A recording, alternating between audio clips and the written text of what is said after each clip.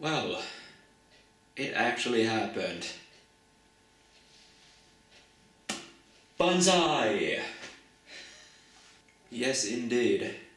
Godzilla Minus One actually won the Oscar for Best Visual Effects just a few days ago. I mean, wow, it's just unbelievable. After almost 70 years, the big guy finally got some recognition by the Academy. Just big congratulations to Yamasaki and all the others for their hard work. It really paid off. So yeah, this video has been a long time coming now, but what better time to do it than now, I guess. So I went to see Minus One when it was released in Finland at the beginning of December last year, and just the fact that it actually got a theatrical release here in Finland is just a miracle by itself, because like I said previously, the last Godzilla film that got a theatrical release in Finland was Mechagodzilla 74. Yeah, almost 50 years later we got a new Japanese Godzilla movie, and it was a great one. I don't really know if there's anything that I can say that hasn't already been said by tons of other people, but I will give some thoughts at least. First of all, if you have seen any of the previous movies from Takashi Yamasaki, you can definitely see some of his traits here if you look at the overall tone and the messages and such.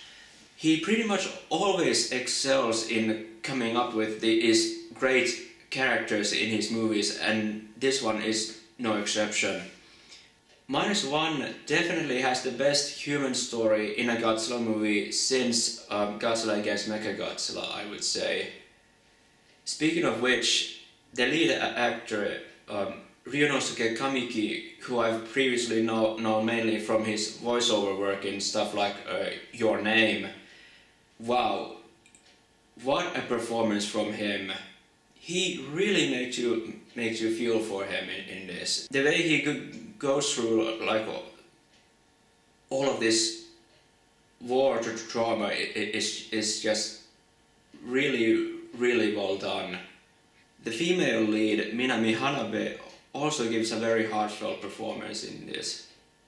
However, my favorite character is actually Kenji Noda, played by Hidetaka Yoshioka. He was previously the author character in Yamasaki's Always Sunset on 3rd Street movies, so it was cool to see him again. I liked how they really got him to look like a Japanese Einstein or something. At least that's what I thought. As for Godzilla himself, he is just as amazing as the human characters. As Yamasaki has said in several interviews, he really wanted to get Godzilla as close to the humans as possible, so that we would really see how scary he is. And he definitely succeeded. There are a couple of scenes in this movie that definitely rank up there as the scariest in Godzilla history, especially the boat scene. If you've seen the movie, you'll know what I mean. That scene was just one of many that deserved to be seen on the biggest screen possible. Those scenes really blew me away in IMAX. As for the music by Naoki Sato, it definitely, for most of the time, leans more towards an ambient sort of feel, but it works really well in the movie. There are also a few new arrangements of the classic Ifukube themes. Some of the theme choices were quite interesting, to say the least, but hey, if they work in a movie, they work in a movie. All in all, this is definitely one of the best Godzilla movies ever ever made. But it still doesn't quite reach the same level as the original.